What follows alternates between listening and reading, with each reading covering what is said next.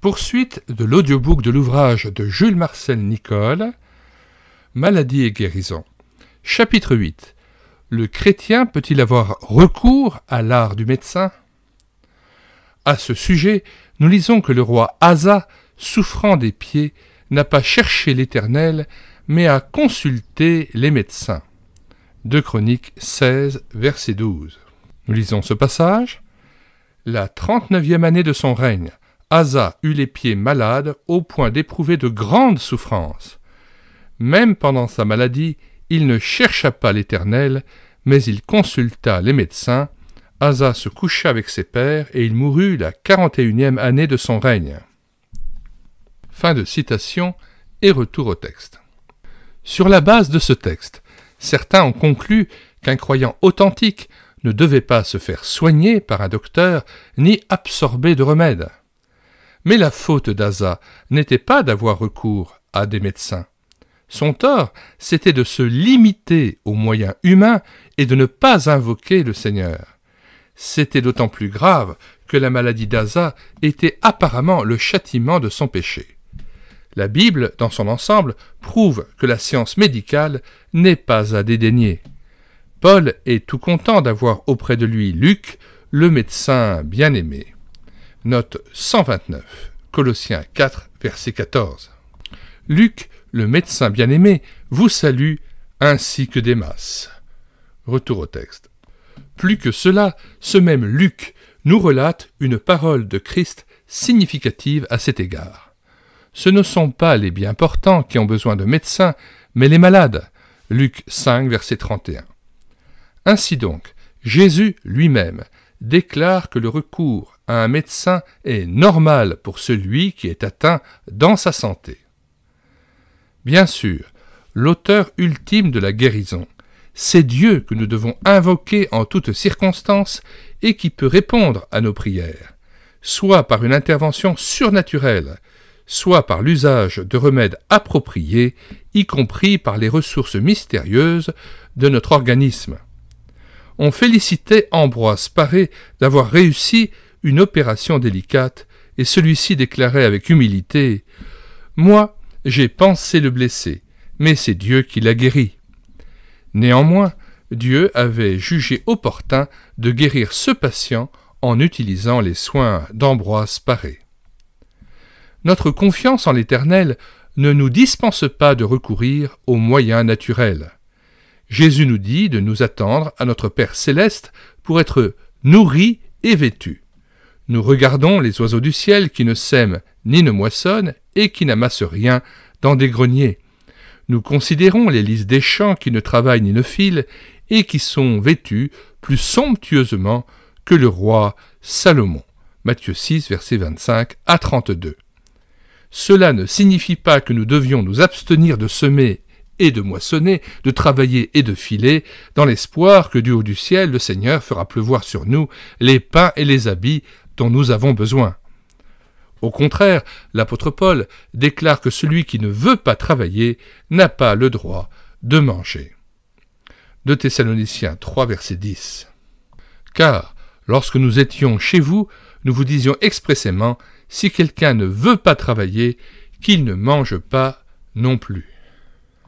Nous apprenons cependant qu'il y en a parmi vous quelques-uns qui vivent dans le désordre, qui ne travaillent pas, mais qui s'occupent de futilités.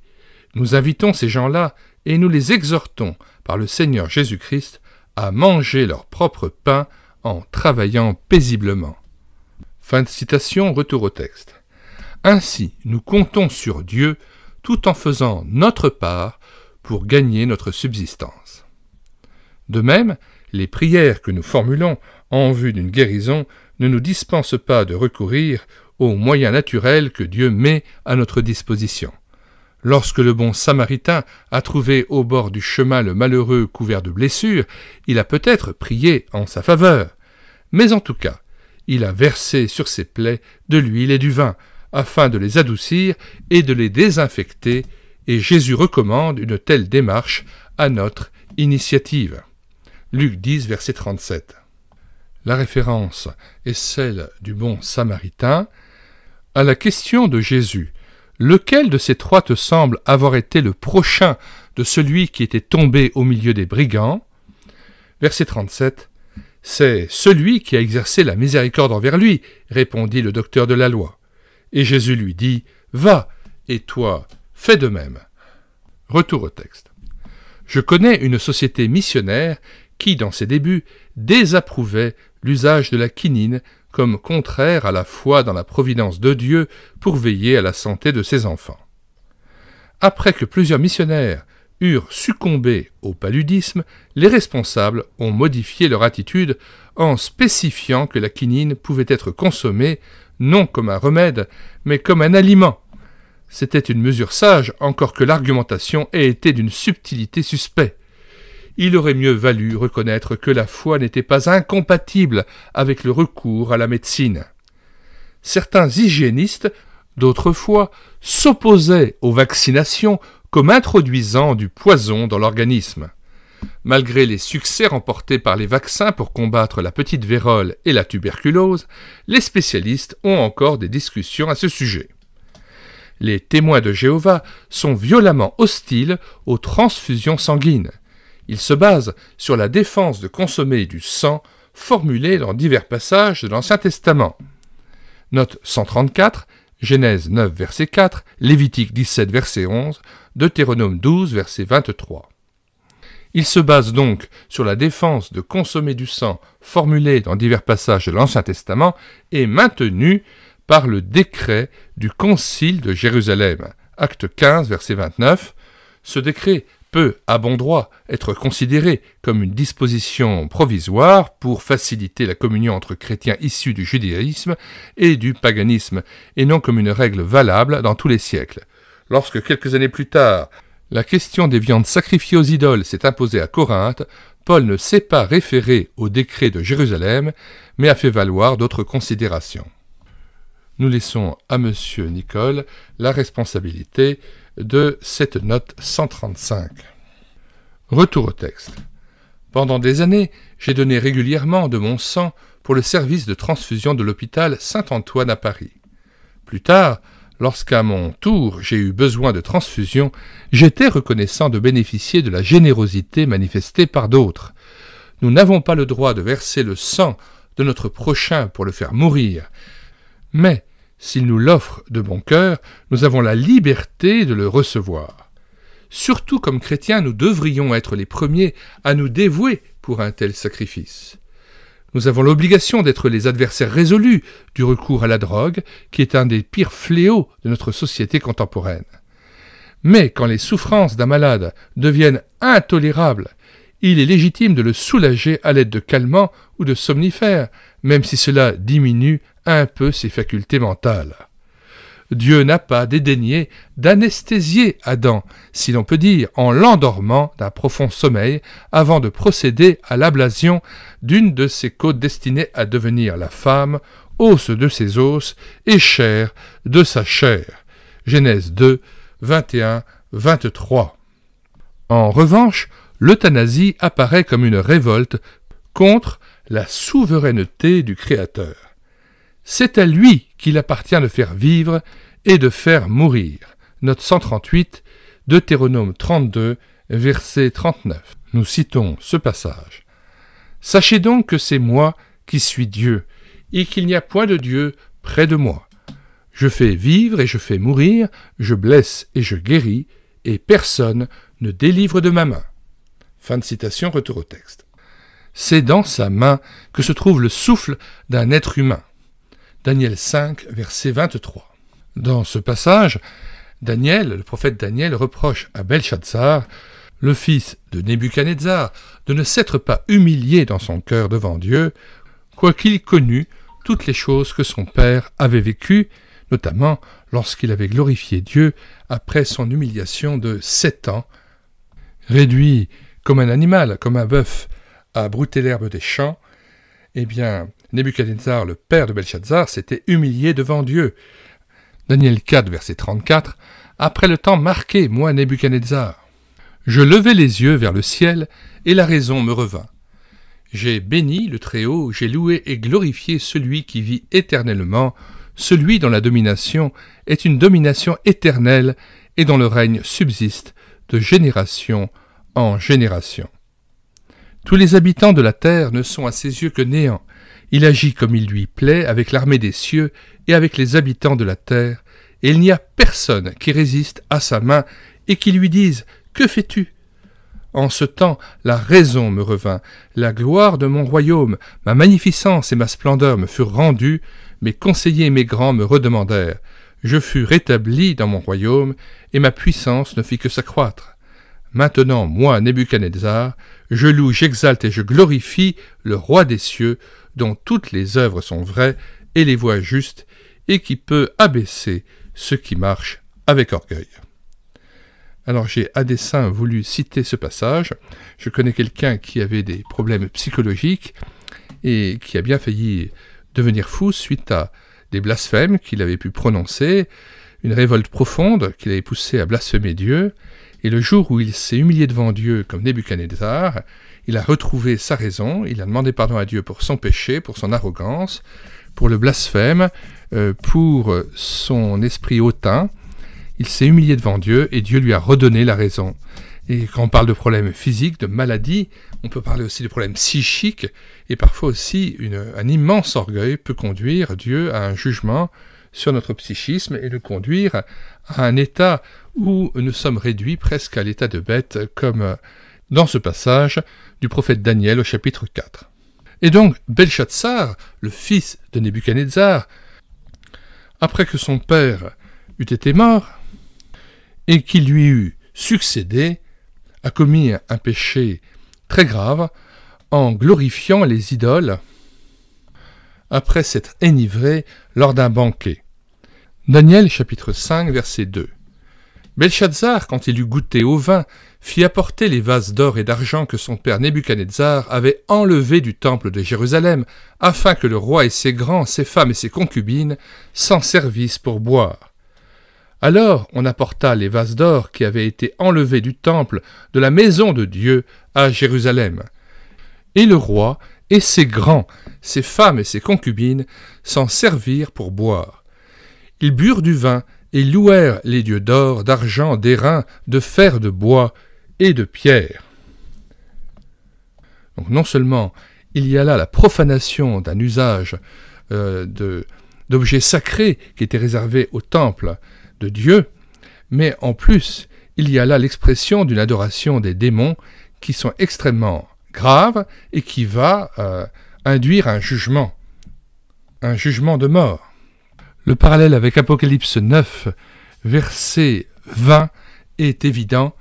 Les autres hommes, nous est-il dit dans Apocalypse après la 6e trompette, les autres hommes qui ne furent pas tués par ces fléaux ne se repentirent pas des œuvres de leurs mains, de manière à ne point adorer les démons et les idoles d'or, d'argent, d'airain, de pierre et de bois, qui ne peuvent ni voir, ni entendre, ni marcher.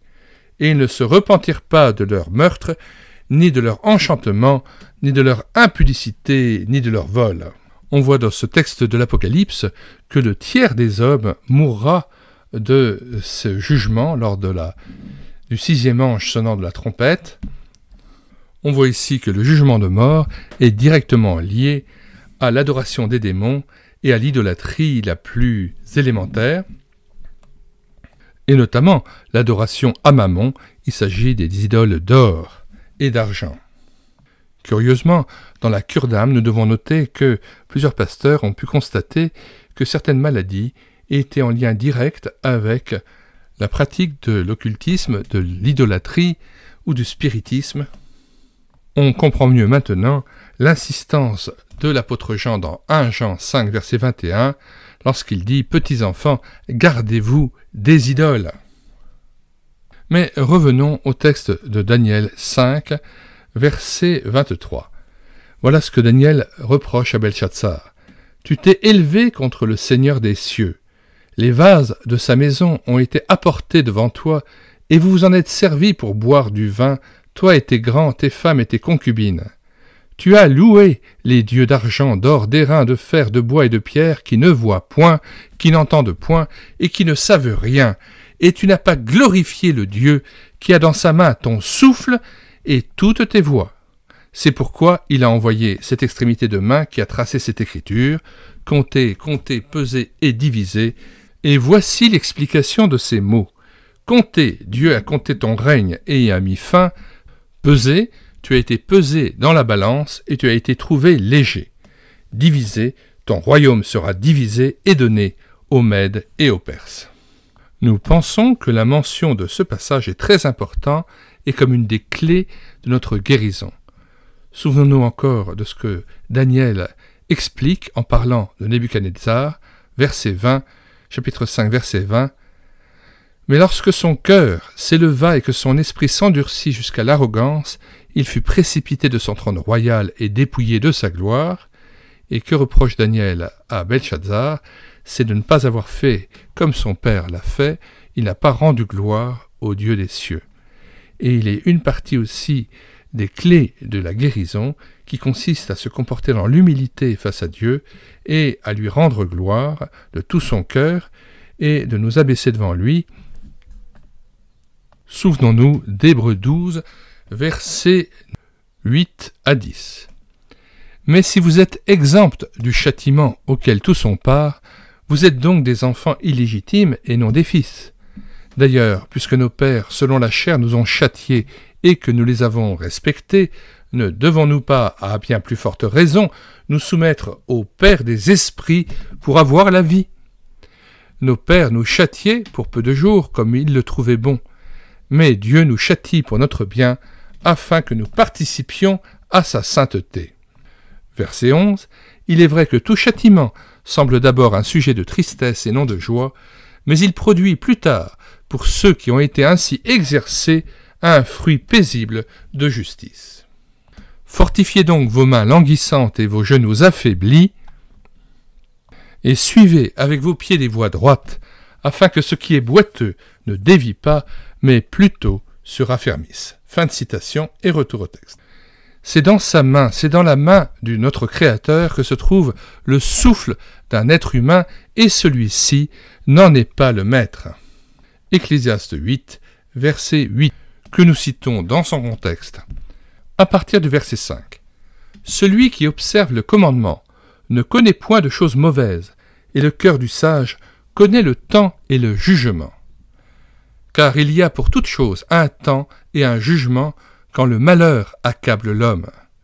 Mais il ne sait point ce qui arrivera, et qui lui dira comment cela arrivera? L'homme n'est pas maître de son souffle pour pouvoir le retenir, et il n'a aucune puissance sur le jour de la mort. Il n'y a point de délivrance dans ce combat, et la méchanceté ne saurait sauver les méchants. J'ai vu tout cela, et j'ai appliqué mon cœur à tout ce qui se fait sous le soleil. Il y a un temps où l'homme domine sur l'homme pour le rendre malheureux. » Fin de citation, retour au texte. Cela ne veut pas dire que l'acharnement thérapeutique entre guillemets soit recommandable. Mais en principe, nous devons nous souvenir que tant qu'il y a de la vie, il y a de l'espoir, et que le serment d'Hippocrate reste une norme éthique pour tout le personnel soignant. Fin de la lecture du chapitre 8, intitulé « Le chrétien peut-il avoir recours à l'art du médecin ?» Avant de nous quitter, comme à l'ordinaire, je vous incite à vous rendre dans la description de cette vidéo afin de pouvoir télécharger cette brochure de 32 pages et de pouvoir bénéficier des liens que je vous ai mis afin de pouvoir télécharger aussi d'autres ouvrages traitant de la maladie, de la souffrance, de la guérison, ainsi que le lien vers d'autres playlists tournant autour de ce thème. Avant de nous quitter, nous vous invitons à regarder les différentes playlists de cette chaîne YouTube et l'écouter sa parole. Nous en sommes à 235 playlists de cantiques mis en parole, pour nourrir votre louange individuelle ou en assemblée, de BD tournesol lus avec caméra de document, de présentations d'ouvrages mises à votre disposition sur le site internet médiathèquechrétienne.fr, site destiné à la réédition numérique gratuite des ouvrages chrétiens épuisés et non réédités comme l'était cet ouvrage. Nous en sommes à plus de 1200 ouvrages numérisés. Faites-en votre miel afin de nourrir votre vie intérieure devant le Seigneur. Alors abonnez-vous à cette chaîne YouTube afin d'être mis au courant des nouvelles vidéos que nous publions tous les jours, mais aussi rendez-vous sur le site internet médiathèquechrétienne.fr. Vous écrivez sur la barre de recherche Google médiathèquechrétienne.fr, tout ensemble, tout attaché, sans accent. Arrivez sur le site, vous cliquez sur Livres à télécharger, vous faites une recherche par ordre alphabétique d'auteur. Pour Jules Marcel Nicolle, vous cherchez à N. Une fois trouvé Jules Marcel Nicolle, vous cliquez et vous tombez sur ces différentes œuvres que nous avons sauvées de l'oubli, puisque la plupart étaient épuisées et non rééditées. Une fois trouvé Maladie et guérison, vous cliquez sur Lire, écouter, télécharger, et tout à fait en bas de page, après la présentation de l'ouvrage et les différentes recommandations d'ouvrages à télécharger gratuitement, ou différents liens vers différentes playlists de présentation d'ouvrages, à télécharger gratuitement encore, et bien vous cliquez sur Télécharger en Word ou en PDF, et l'ouvrage est à vous aussitôt à lire sous format numérique. Que le Seigneur vous bénisse richement dans la recherche de la face de Jésus-Christ, par la contemplation même de sa gloire et de ses vertus, qu'il nous renouvelle dans l'attente de son retour et la joie de son salut. Nous vous disons au revoir et à bientôt.